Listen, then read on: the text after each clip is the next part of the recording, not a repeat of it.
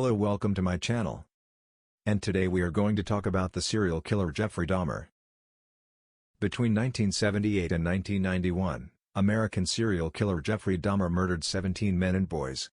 Over the course of more than 13 years, Dahmer targeted his victims, who were primarily black males, in gay bars, shopping centers, and bus stops. He then lured them home with offers of money or sex, gave them booze laced with narcotics, and strangled them to death. His crimes were exceptionally heinous, involving necrophilia and cannibalism. Dahmer would perform sexual actions on the corpses, after which he would dismember them and dispose of them, frequently saving the skulls or genitalia as mementos. He was captured in 1991. Dahmer was given a 16th consecutive life sentence in May for the murder he committed in 1978 after being given a 15th consecutive life sentence in February 1992. In 1994, a fellow prisoner in a Wisconsin facility killed Dahmer. Jeffrey Dahmer grew up in Milwaukee, Wisconsin on May 21, 1960. His father Lionel claimed that things went south after Jeffrey had a hernia surgery at the age of 4 years old. Unfortunately, multiple upsetting aspects of Jeffrey's childhood played a big role in his future. Like when his father told probation agents that his son was molested at the age of 8 by a neighbor, also suffered his mother Joyce, severely from postpartum depression. In 1978, Lionel and Joyce had a divorce and charged each other with extreme cruelty and neglect of duty. Police were often called by neighbors to break up fights in the household. Jeffrey's history of sexual abuse may have contributed to his tendency to sexually manipulate people.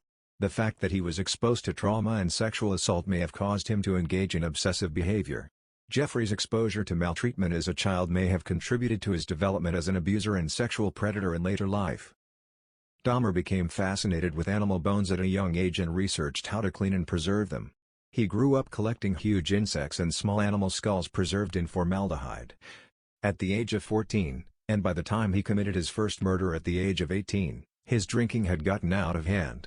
His recently remarried father suggested that he join the army, so he left Ohio State University after just one quarter.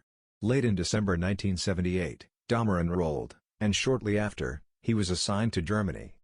His drinking issue persisted, and the army discharged him in the beginning of 1981. Although Dahmer would subsequently be investigated by German police for potential ties to murders that occurred nearby during the time, it is not thought that he committed any murders while serving in the military.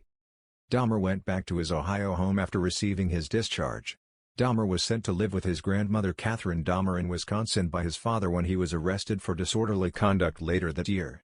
However, Dahmer's drinking problem persisted, and the following summer he was charged with indecent exposure. When two youngsters accused him of masturbating in front of them in 1986, he was jailed once more. He was sentenced to a year of probation. Jeffrey Dahmer's first victim was Stephen Hicks, an 18-year-old hitchhiker. He was picked up by Dahmer in June 1978 and taken to his parents' home. Dahmer committed his first murder.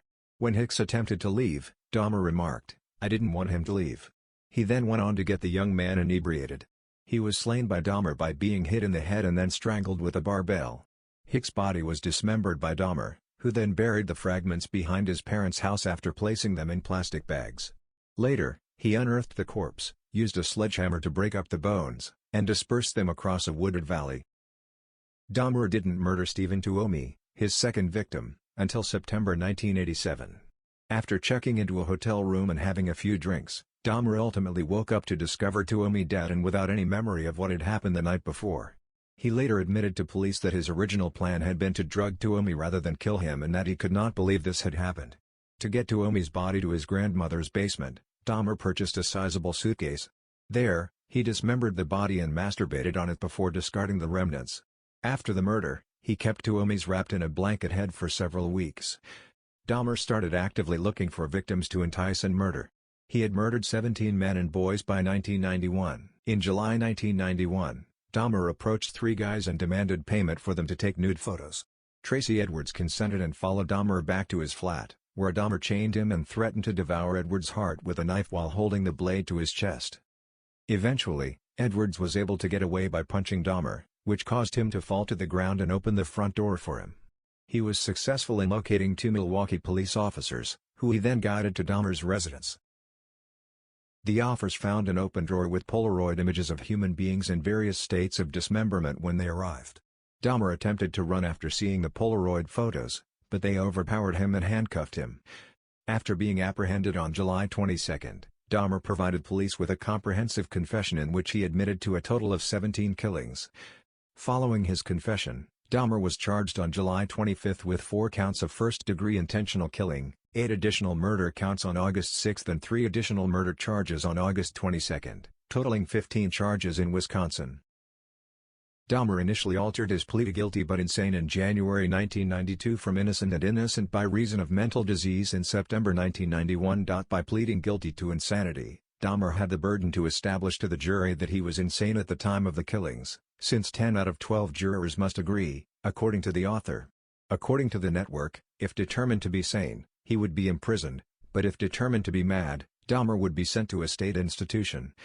His trial started on January 30, 1992, and on February 14, 1992, final arguments were made.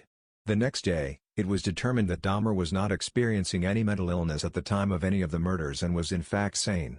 He was given 16 life sentences in jail after being found guilty of 16 of the killings.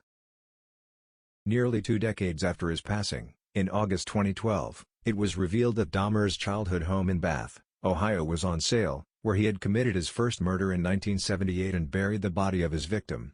The home would make a wonderful residence, according to its owner, musician Chris Butler, provided the buyer could get past the horror factor. Butler is thought to still be the owner of the home as of 2022, despite it having been taken off the market. This is the end of the story about Jeffrey Dahmer. Unfortunately, there are many more like him walking around, but that is for a next video. Thank you for watching and don't forget to like and follow. Stay safe.